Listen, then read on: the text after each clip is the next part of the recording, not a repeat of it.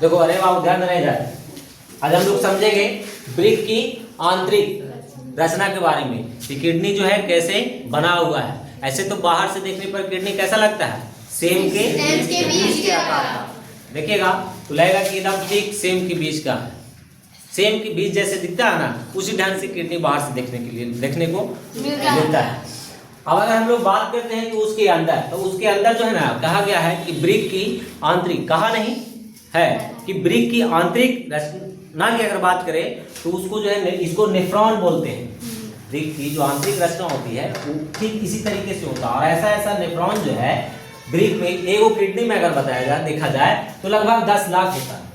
एक किडनी में लगभग 10 लाख ऐसी आकृति जो है किडनी में होती है। जो किडनी जो छन्ना एक उत्सर्जन अंग है मानव का, जो अगर देखा जाए तो किडनी जो है एक उत्सर्जन जो अपशिष्ट पदार्थ को जो है बाहर करता है। ब्लड में जो घुला हुआ रहता है अपशिष्ट पदार्थ ना, उसको अलग करता है। तो देखिए कैसे किडनी कार्य करता है, कैसे छन्ना करता है अपशिष्ट पदार्थ को, उसके बारे में आज हम लोग समझेंगे। तो सबसे पहले अगर देखते हैं हम लोग ये रचना जो देख रहे हैं, ये रचना की अगर बात किया जाए तो इसको हम लोग बोलते हैं नेफ्रॉन। ऐसे लिखा है इसमें कि एक वृक्क नलिका की जो है रचना की बात करता है, एक वृक्क नलिका की रचना की बात करता है, ये नेफ्रॉन है। कहा गया है कि वृक्क के आंतरिक एवं वृक्क की रचनात्मक एवं क्रियात्मक इकाई को जो है नेफ्रॉन कहते हैं। रचनात्मक कहने का मतलब उसको जिस तरीके से रचा गया, रचनात्मक और क्रियात्मक इकाई मतलब उसको किस ढंग से अंदर में रचा गया है और वो कैसे कार्य करता है, उसी को ही हम लोग नेफ्रॉन कहते हैं। तो उसके अंदर जो कार्य करता है यही सब है, यही सिस्टम जो है कार्य करता है। देखिए कैसे कार्य करता है।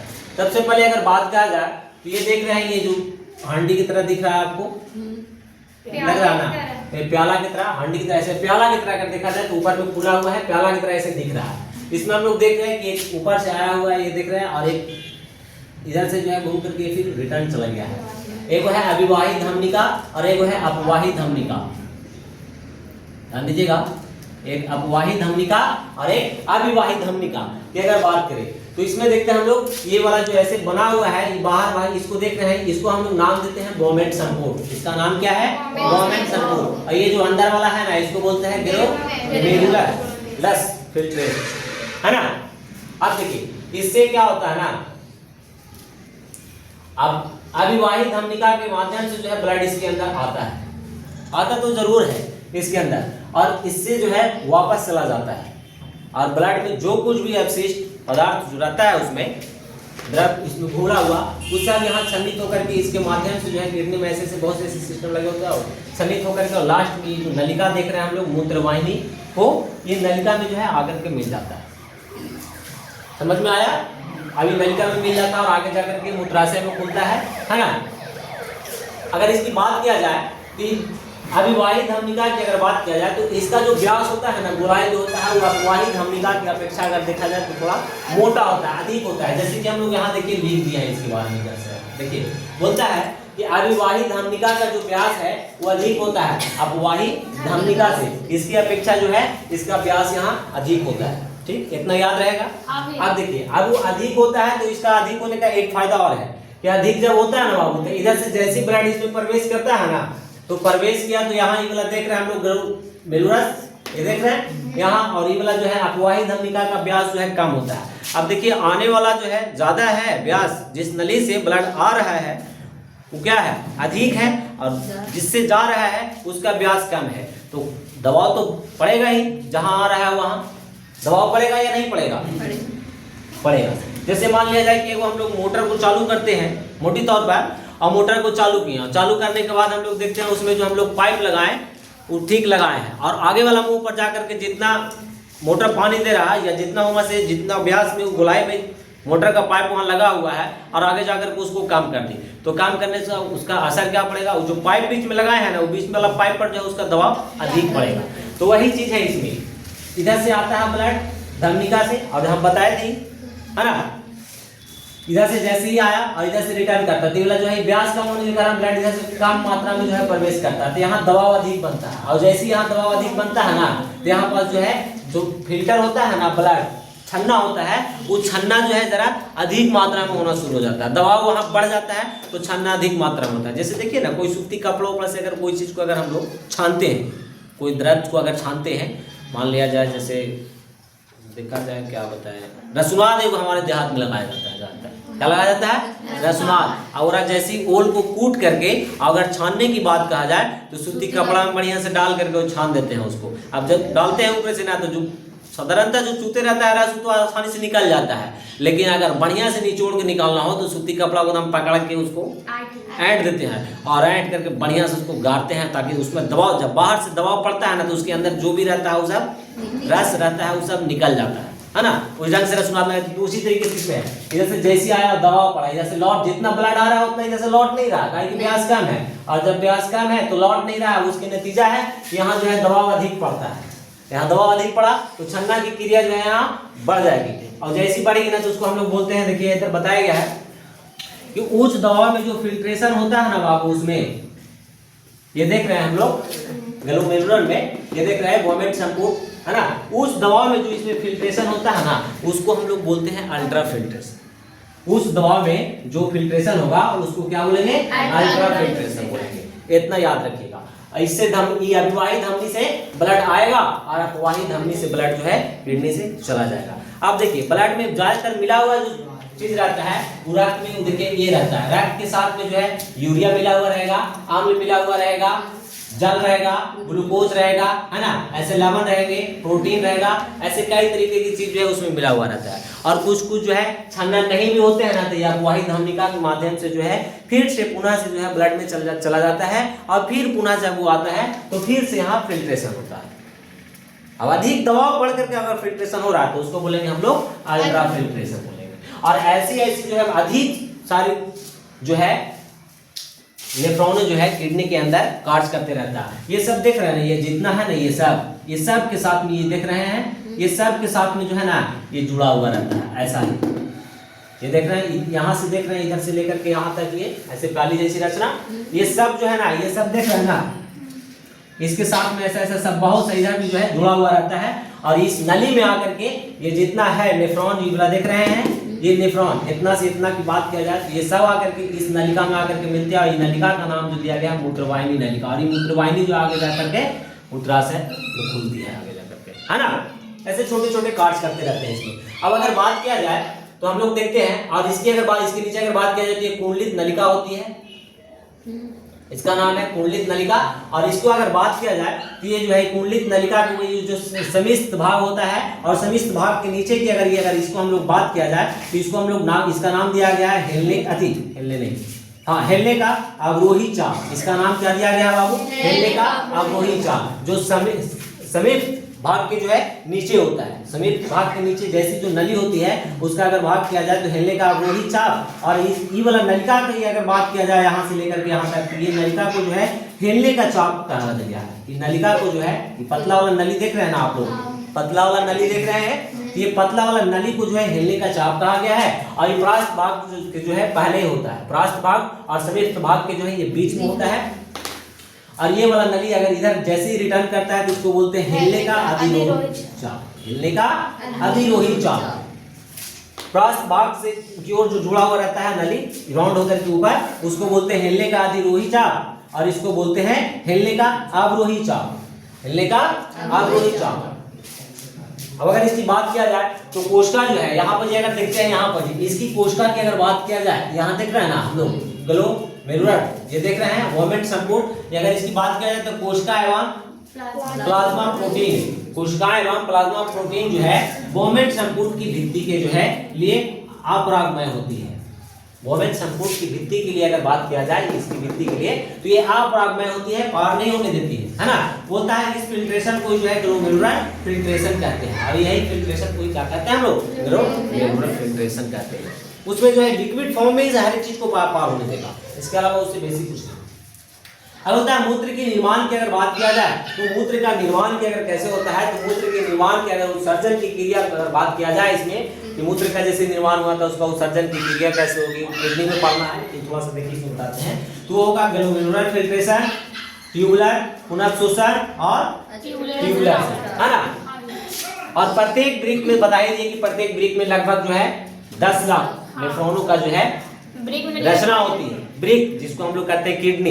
एक किडनी में अगर बात किया जाए तो ऐसा जो है वो किडनी के अंदर ऐसी रचना जो है लगभग 10 लाख होता है। अब वो 10 लाख मिलकर के जो है ये कार्य करता है। समझो कि किडनी, अगर किडनी की आकृति को अगर देखा जाए बाबू, कि किडनी की आकृति, तो आकृति को अगर देखा जाए और उसका रंग को भी अगर देखते हैं तो सबसे पहले तो हम लोग देखें कि आकृति कैसा होता है, सेब के बीज की तरह होता है। किडनी की आकृति को हम लोग सेब के बीज की तरह देख लिए। और उसकी लंबाई की अगर बात किया जाए तो 10 सेंटीमीटर लंबा होता है, और चौड़ाई की बात करें तो 5 से 6 सेंटीमीटर लगभग में। ये सारी चीज जो बताई गई है लगभग में बताया गया कि लगभग 10 सेंटीमीटर लंबा होता है, और चौड़ाई जो है 5 से 6 सेंटीमीटर होता है लगभग में, और मोटाई जो है 2.5 से लेकर के 4 सेंटीमीटर ये मोटा होता है। 2.5 से लेकर के 4 सेंटीमीटर जो है ये मोटा होता है। अब उसके अंदर जो है बाबू समझो कितनी सूक्ष्म रचना है उसके अंदर, जो लगभग ऐसी नेफ्रॉनों की अगर बात कहा जाए तो 10 लाख होता है किडनी के अंदर। कितने? 10 लाख नेफ्रॉन होती है, तब जाकर के वो किडनी बनता है। ऐसी 10 लाख नेफ्रॉन होते हैं तब जाकर के किडनी बनता है, जिसको हम लोग ब्रिक कहते हैं। क्या कहते हैं? ब्रिक। अब ये नलिका की अगर बात किया जाए तो इसका नाम देखिए यहाँ बताया गया है दूरस्थ कुंडलित नलिका। क्या बताया गया है? दूरस्थ कुंडलित नलिका। अच्छा एक चीज और, इसका हम लोग रंग नहीं देखे, रंग नहीं बता पाए तो रंग देखिए। रंग यहाँ ये लिखा गया है कि रंग में गहरा होता है, भूरा और लाल रंग का होता है ना। और इसकी अगर बात किया जाए कि ये जो है ये दिख रहे हैं, इस समान संग्राहक नली बोलते हैं। समान संग्राहक मतलब सगरों से जो है ये नेफ्रॉन देख रहे हैं, ये सब नलिका जो है जितने भी नेफ्रॉन है वो सब नेफ्रॉन इससे इस नलिका को देख रहे हैं। ये नलिका से आकर के जुड़ा हुआ रहता है, मिला हुआ रहता है। ये देख रहे हैं, जितना लग रहा है कि जैसे कोई पेड़ का टहनी काटा हुआ है, ऐसा आकृति में लग रहा है देखने में, है ना। लेकिन ये सब से जो है ना नेफ्रॉन जुड़ा हुआ है, और सब जो है ला करके इसी ढंग से कार्य करता है। जैसे ये वो नेफ्रॉन करता है ना, उसी तरीके से हर एक नेफ्रॉन इसके अंदर कार्य करता है।